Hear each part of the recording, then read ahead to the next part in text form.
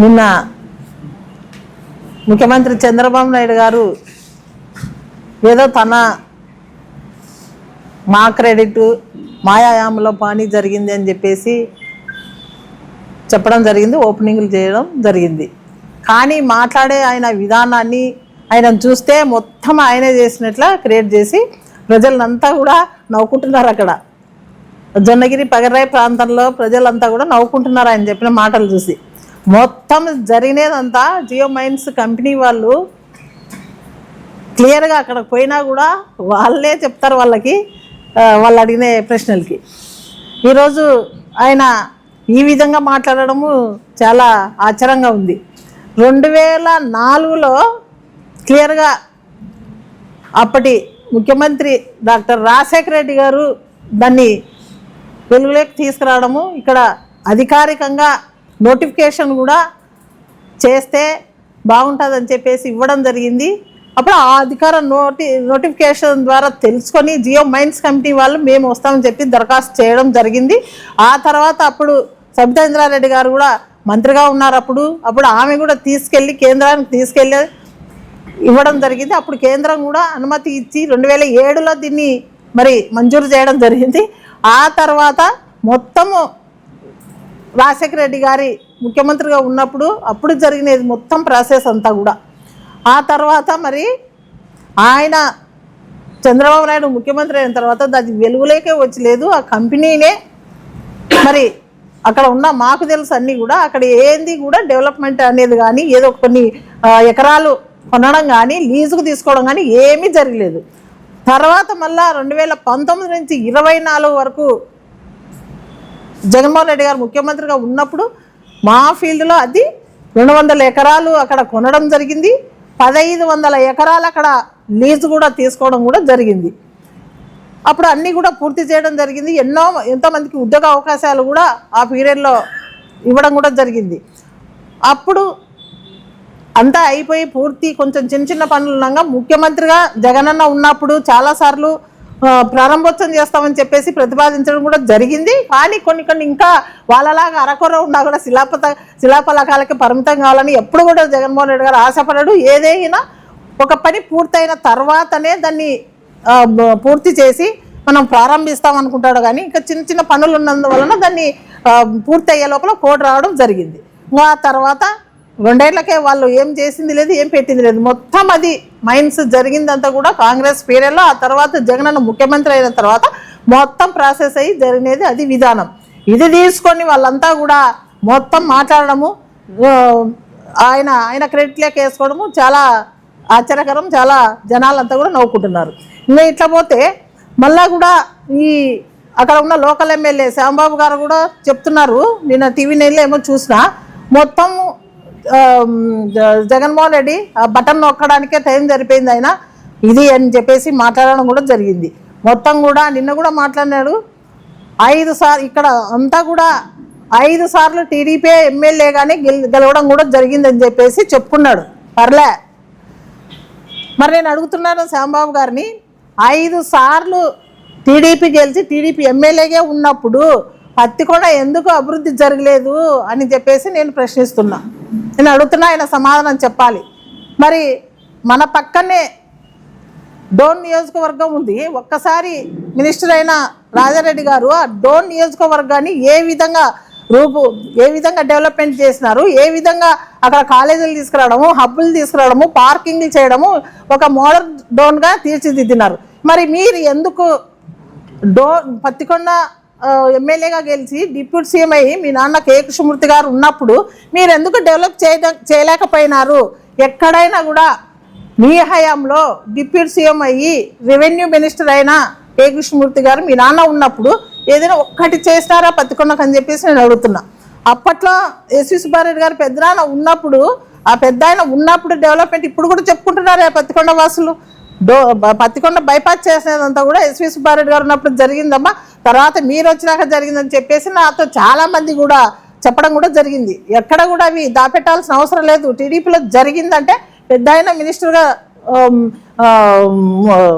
ఆర్ఎండ్బి మినిస్టర్గా ఉన్నప్పుడు ఆయన చేసిన రోడ్ల అభివృద్ధే కానీ మీరు ఉన్నప్పుడు ఏదైనా ఒక్కటి కూడా చూపించండి.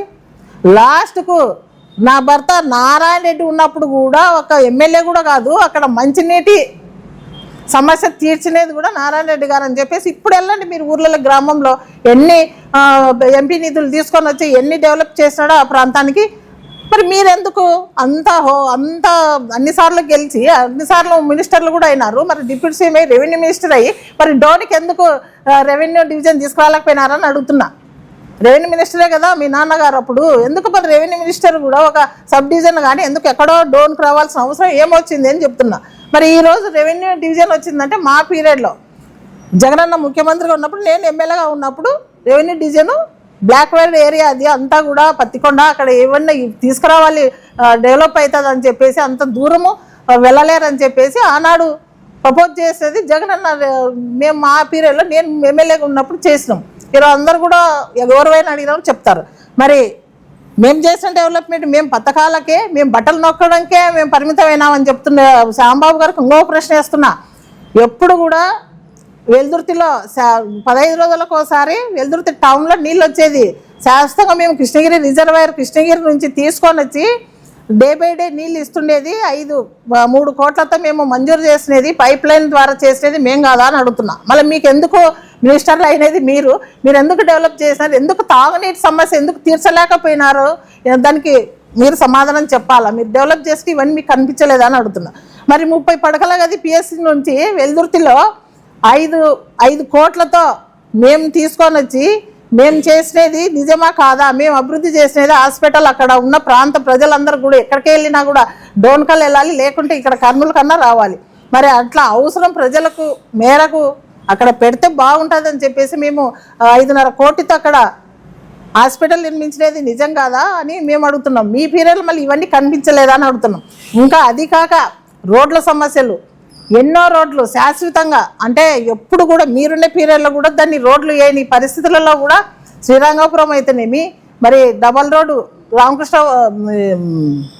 రామల్లకోట అయితేనేమి, అక్కడ ఓసులు టు ములగవేలు అయితేనేమి, ఇక్కడ ఓసూరు టు మధ్యకేర్ టు ములగవేలు అయితేనేమి, ఇవన్నీ శాశ్వతమైన రోడ్లన్నీ కూడా ఎప్పుడు కూడా వేయని రోడ్లన్నీ మేము శాశ్వతంగా రోడ్లు కోట్లతో నిర్మించలేదు మేము నిజం కాదా, ఇవన్నీ మీకు కనిపించలేదా మేము చేసిన పనులను అడుగుతున్నాం. సుమారుగా దాదాపుగా సచివాలయాలు, ఎన్ని సచివాలయాలు, ఎన్నో రైతు భరోసాలు, ఎన్ని వెల్నెస్ సెంటర్లు, ఇవన్నీ కూడా మా పీరియడ్లో అన్ని భవనాలు వచ్చినది మా పీరియడ్లో కాదా అని మేము అడుగుతున్నాం. ఈరోజు అధికారికంగా ప్రభుత్వంతో వచ్చిన నిధులతో అన్నీ కూడా మేము మా అధికారంలో ఉన్న డబ్బుతో మా ప్రభుత్వంలో వచ్చిన బిల్డింగులు కానీ రోడ్లను కానీ ఈరోజు మేము పూర్తి చేసేటవన్నీ మీరు ఈరోజు శిలాఫలకాలకు ఆవిష్కరణ మీ శిలాఫలకాలన్నీ ప్రారంభించుకుంటా మీరు ప్రజలకు అన్ని అబద్ధాలు చెప్పుకుంటా మీరు అన్ని ప్రచారాలు చేసుకుంటున్నారు. కానీ ఈరోజు ఏ ఊరికల్లా వెళ్దాం, ఎక్కడికైనా పోదాం, ఈరోజు ఎంతమంది మహిళలు అయితేనేమి రైతన్నలు అయితేనేమి ఆయన చాలా ఈజీగా మాట్లాడినాడు, బటన్ నొక్కుడికే పరిమితం. ఆ బటన్ నొక్కడం వలన ఎంతమంది సేఫ్ అయినారు, ఎంతమంది విద్యార్థులు కానీ మహిళలు అయితేనేమి, ఫీజు రియంబర్స్మెంట్ అయితేనేమి, అమ్మఒడి అయితేనేమి, రైతు భరోసా అయితేనేమి, ఒక్కటి కాదు ఏదైనా తీసుకో, ఆ నొక్కుడు వల్లనే ఎంతమంది బాగుపడినారో ఒక్కసారి ఆ నొక్కుడులో ఉన్న లాభాలు ఏంటివో శ్యాంబాబు గారిని తెలుసుకోవాలని చెప్పేసి నేను ఈరోజు అడుగుతున్నాను.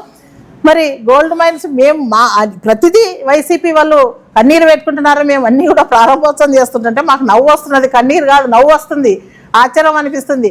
మేము చేసిన అభివృద్ధులన్నీ మీరు చేసుకుంటూ పోతూ మా కన్నీరు వస్తుందంట. మేము ఎప్పుడు కూడా అట్లా ఒకరు చేసినట్టు చెప్పుకొని క్రెడిట్ పొందే వాళ్ళం కాదు. ఎందుకంటే మేము ఆల్రెడీగా ఏం చెప్పామో ప్రజలకు అవన్నీ కూడా చేసి చూపించాం. 100% చేసి చూపించిన ఘనత మేము. ఈరోజు అర్ధరాత్రి పోయి తలుపు తట్టి ఓట్లు అడిగే హక్కు ఒక వైఎస్ఆర్సీపీ వాళ్ళకే ఉంది, వైఎస్ఆర్సీపీ కార్యకర్తలకే ఉంది. ధైర్యంగా చెప్తున్నాం. ఈరోజు మీలాగా సూపర్ 6 అనుకుంటా చెప్పి ఏదైనా ఒక్కటైనా కరెక్ట్ చేసినారా?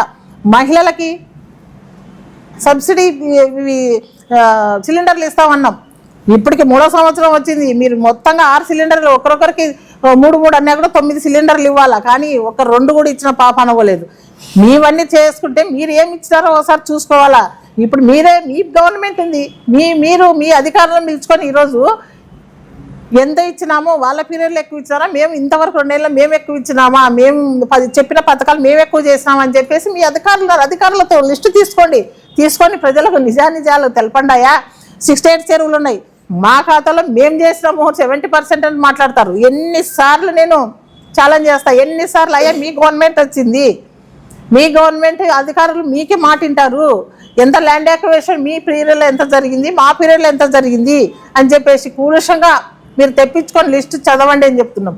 మొత్తం చేసిన క్రెడిట్ సుమారుగా దాదాపుగా అంతా కూడా మేము చేస్తే వాళ్ళు ఒక్క 15% కూడా వాళ్ళు చేసిన పాపాన వాళ్ళ 68 చెరువుల్లో మొత్తం మేము చేసినాం. అది కూడా వాళ్ళ క్రెడిట్లోకి వేసుకొని మేమేం చేసినామని చెప్పేసి మీలాగా ముఖ్యమంత్రి చేసిపోయినవి మళ్ళా ముఖ్యమంత్రి చేసినది ఎక్కడ చూడలే. మళ్ళీ 68 చెరువులు ముఖ్యమంత్రిగా జగనన్న చేసి అన్ని చెరువులకు నీళ్ళు వదిలితే ఈరోజు మళ్ళీ కూడా చైనీకి వీళ్ళు ముస్తాబు అవుతున్నారు, మళ్ళీ ఓపెనింగ్లకు చేయడానికి చూస్తున్నారు. అట్లా ఎప్పుడు కూడా మేము ఆ క్రెడిట్లకు వేసుకోము మీరు చేసినవి. ఈరోజు మీరు అధికారంలో ఉన్నారు, మీరు చేసుకోండి. ఏదైనా కొత్తది ఏదైనా మీరు జీవో తెచ్చుకొని టమాటో జ్యూస్ ఫ్యాక్టరీ ఉంది, మేము రైతన్నలతో అందరితో ఎక్కడ పెడితే బాగుంటుంది ఆఫీసర్లతో చర్చించి రైతన్నలతో చర్చించి ఓసూరు దగ్గర మేము ప్రాజెక్ట్ తీసుకొచ్చి మేము జీవో తీసుకొచ్చి మేము ప్రాజెక్టు ఓపెన్ చేసి కన్స్ట్రక్షన్లో ఉండే దాన్ని మీరు అప్పుడు ఎమ్మెల్యేకి శ్రీదేవమ్మకు అప్పుడు ముఖ్యమంత్రి జగనన్నకు పేరు వస్తుందని చెప్పేసి మీరు ఎక్కడో ఉన్న పత్తికొండకు 12 కిలోమీటర్లో ఉన్న కనకదిన్న దగ్గర పెట్టాల్సిన అంతరం ఏమి అని అడుగుతున్నాం. ఇక్కడ ఉండే అన్ని మండలాలకు కృష్ణగిరి, వెల్దుర్తి, తుగ్గిలి, మద్దికేర, మరి దేవనకొండ ఈ ప్రాంత వాసులకు అందరూ కూడా మార్కెట్ దగ్గరే ఉంది. చిరు వ్యాపారాలకు కూడా అందరూ కూడా అక్కడే మార్కెట్ ఉంటుంది, అక్కడ కూడా అంతా సంత జరుగుతుంటుంది. దగ్గరలోనే ఫ్యాక్టరీ జ్యూస్ ఫ్యాక్టరీ ఉంటే అందరికీ కూడా కన్వీనియంట్గా ఉంటుంది, అందరికి కూడా తెలుస్తుంది, ఈజీగా అయిపోతుంది అని చెప్పేసి మేము పెడితే కన్స్ట్రక్షన్ జరిగిన దాన్ని తీసుకొని వచ్చి కనకదిన్న దగ్గర పెట్టాల్సిన అంతరం ఏమి అంటే మాకు మంచి పేరు వస్తుంది. మంచి పేరు ఎప్పుడు కూడా చూడకూడదు, మంచి పేరుకు చూడకూడదు, ప్రజలకు ఎంత మంచి జరుగుతుందని చూడాలి. మీరు తీసుకుపోయి ఎక్కడో అడిలో కట్టినట్టు కనకదిన్న దగ్గర ఎవరికి కనిపించదు, అక్కడ ఎవరికి తెలియదు సరిగా. ఎక్కడో పత్తికొండకు తీసుకుపోయి 12 కిలోమీటర్ల దూరంలో ఉండేది మంచిదే, పత్తికొండ టౌన్కి 2 కిలోమీటర్లు ఉండేది మంచిదే అని అడుగుతున్నాం. ఇదంతా మీరు తప్పిదాలు చేసి ఇదంతా మీరు మా క్రెడిట్ వస్తుందని చెప్పేసి మా క్రెడిట్ మీద మీరు ఆలోచన చేసి మీరు ఈరోజు తప్పుదారి పట్టించేది ప్రజల్ని. మీరు ఈరోజు నిజాలు మీరు ఏదైనా చేసేది ఉంటే గర్వంగా చెప్పుకోండి, కానీ ఈరోజు మేము చేసేది అంత గొప్పగా మీరు చేసుకొని ఈరోజు నిన్న చేసిన దానికి ప్రజలంతా కూడా నవ్వుకుంటున్నారు. పదే చంద్రబాబు నాయుడు గారికి కూడా చెప్తున్నాం, ఒకటే నువ్వు 4 సార్లు ముఖ్యమంత్రి అయినావు, నీ నోట్ నుంచి ఆ మాట రావచ్చాడు అడుగుతున్నా. నువ్వే ఆ విధంగా వికృతంగా మాట్లాడుతుంటే గొడ్డలపాటి అని మీ వాళ్ళకి ఎట్లా సంస్కృతి నేర్పిన వాడవైతావో నేను అడుగుతున్నా. మాది గొడ్డల పార్టీ అనే కంటే మీది వెన్నుపోటు పార్టీ, మీరు వెన్నుపోటు పొడిసి పార్టీని లాకుండా పార్టీ మీది అందరికీ తెలుసు. అది ఈరోజు దొమ్మున్న మా నాయకుడు కాబట్టి ఈరోజు మీరు ఒక్క నాయకుడు కోసం మీడియాని తీసుకొచ్చి ప్రతి ఒక్కరిని మూకుమ్మడిగా దూసుకొని వచ్చి మా జగనన్న ఎక్కడికి బయటకు వచ్చినా మీకు భయం, ఎక్కడికి పోయినా ఇన్స్ట్రక్షన్స్ పెడతారు, మీరు పోకూడదు, 10 మందే పోవాలి, 20 మందే పోవాలి అక్కడ, కానీ మీరేవన్నీ తీసుకొని కొత్త పద్ధతులు పెడుతున్నారు, ఇక్కడికి వచ్చిన పర్మిషన్ సరిగ్గా ఇవ్వరు, మీకెందుకు అయ్యా భయం అని అడుగుతున్నా. ఒక్కరిని చూసి మీరెందుకు అంతమంది జోడే వస్తున్నారని చెప్పేసి మీకు జగన్ అంటేనే మీ అందరికీ కూడా కూటమిలో వణుకు. ఎప్పుడైనా ప్రజల మనిషి శాశ్వతంగా ఆనాడు మరి నేను సీఎం కావాలనుకొని ఉండింటే జగనన్న మరి ఆ రోజు సోనియా గాంధీకి ఎదిరించేవారు కాదు. ఆ రోజు ఆయన కోసం నేను సీఎం కావాలని ఆయన వ్యక్తిగతంగా ఆలోచించేది వేరే కథ ఉంటుండేది, అది ప్రజలందరికీ రాష్ట్రానికే తెలుసు. ఆ రోజు సోనియా గాంధీని ఎదిరించి ఆ రోజు మరి ప్రజల మధ్యకు వచ్చి ఓదార్పు యాత్రకు వచ్చినది జగనన్న. మళ్ళీ ఆ తర్వాత ఒంటరిగా రావడం, మరీ కూడా 60 సీట్ల పైన కూడా తీసుకురావడం, మళ్ళీ కూడా ఆ రోజు చిన్నగా మీలాగానే అబద్ధాల హామీలను ఇచ్చింటే ఆనాడు 2014లోనే సీఎం అయిండేటోడు జగనన్న. కానీ ఎప్పుడైనా రాజకీయ నాయకుడు ఏదైనా ఒక మాట ఇచ్చే ముందు చేయాలి, అంతేగాని అబద్ధాల మాటలు చెప్పుకుంటూ పోతే ఎప్పుడు శాశ్వతంగా ఉండరు అని చెప్పేసి ఆయన ఆలోచన చేసి మళ్ళా 2019లో మళ్ళా కూడా 151 సీట్లు రికార్డుగా ప్రజలతో మనసు గెలుచుకొని ఎప్పుడైనా ఆ రోజు 14లో ఎలాగా మోసం చేసి పదవి దక్కించుకున్నాడో చంద్రబాబు నాయుడు అంతా కూడా మళ్ళీ 2019లో ప్రజలు ఆయనకి వాళ్ళకందరూ కూడా చాప చుట్టేసి మళ్ళీ కూడా జగనన్నను కోరుకున్నారు. మళ్ళీ కూడా ఇప్పుడు చెప్తున్నాను, రేపు రాబోయే ఎలక్షన్లో ఏ ఎలక్షన్ పెట్టినా కూడా వైఎస్ఆర్ పార్టీ చాలా బ్రహ్మాండంగా వస్తుంది. రేపు 2029లో కూడా జగనన్నే కావాలని ప్రజలు కోరుకుంటున్నారు. ఖచ్చితంగా సీఎం అవుతారు. ఎందుకంటే మీరు ఇలాగ చెప్పినటువంటి ఏమి చెప్తలేరు, ఏమి చేస్తలేరు. నిన్న రైతు భరోసా వేసి ఎక్కడ ఉన్నటివే తీసేసినారు. సుమారుగా 6-7 లక్షల మందికి మీరు కోత పెట్టినారు రైతన్నలకి. ఫస్ట్ అది చూసుకోవాలి కుటుంబాలు. మా ప్రజెంట్ ఉన్న 11 ఎమ్మెల్యే కూడా అది ఆలోచన చేయాలి. సుమారుగా దాదాపుగా 53 లక్షల మందికి మా గవర్నమెంట్లో మేము రైతు భరోసా ఇస్తే మీరు అన్నదాత సుఖీభవ కింద పేరు మార్చి 8 లక్షల మందికి ఇచ్చినారు. ఇంకా మేము ఇచ్చేదానికంటే తగ్గించుకుంటూ వస్తారు. రైతులు సంవత్సరం పెరుగుతూ పోతుంటారా, తగ్గుతూ వస్తుంటారా? ఇది ఎక్కడ ఒక కొత్త పాస్ పుస్తకం కానీ కౌలు రైతులకు కానీ ఎస్టీ వాళ్ళకి కానీ ఏదైనా ఒక్క టెండా ఇచ్చినారా అని అడుగుతున్నా. మీరు ఇచ్చినవి ఏది సరిగా చేయలేకపోగా మళ్ళీ కూడా ప్రజలకు ఇప్పుడు 3 టర్ములు 60,000, మీరు 60,000లో 15,000 మీరు రైతన్నకి ఇచ్చినది, ఇంకా కూడా 35,000 బాకీ ఉన్నారు రైతన్నకి. ఇవన్నీ కూడా మీరు వెనక్కి చూసుకొని మాట్లాడాలి. మాట్లాడే ముందు ఎంతసేపు ఉన్న బటన్ నొక్కడం. ఒక సైడ్ మేము సంక్షేమం, ఒక సైడ్ మేము అభివృద్ధి, రెండు కళ్ళలాగా మేము నడుపుకుంటూ వచ్చాం. ఈరోజు మళ్ళా కూడా రేపు 2029లో మళ్ళా కూడా జగనన్న ఖచ్చితంగా సీఎంగానే ప్రమాణ స్వీకారం చేస్తాడు. రాష్ట్రాన్ని మళ్ళా కూడా మీరు చేసే ఈ దుమ్ము ధూళి అంతా కూడా వదిలించి ఖచ్చితంగా మీకు ప్రజలు కూడా బుద్ధి చెప్పే రోజులు త్వరలోనే ఉన్నాయి. ఎప్పుడైనా నిజాలు ఇప్పటికైనా మీరు మాట్లాడిన మాటలన్నీ మేము మాట్లాడినాం. ఈరోజు మీకు కౌంటర్, ఈరోజు మేము సమాధానం చెప్తున్నాం. మీరు కూడా రేపు పరిశీలించండి. మీరు మాట్లాడిన మాటలకి ఈరోజు మా అధ్యక్షులు నేను మాట్లాడిన మాటలు కూడా మీరు బేరీజ్ చేసుకొని ఇప్పటికైనా అధికారులను తీసుకొని వచ్చి ఇవి నిజమా కాదా అని చెప్పి నిజాలు కూడా ఇప్పటికి కూడా మీరు వెలుగులోకి తీసుకొచ్చి ప్రజలకు నిజాలు ఇప్పుడైనా చెప్పండి అని చెప్పేసి కూటమి ప్రజలకు చంద్రబాబు నాయుడుకు తెలియజేస్తూ థ్యాంక్ యూ.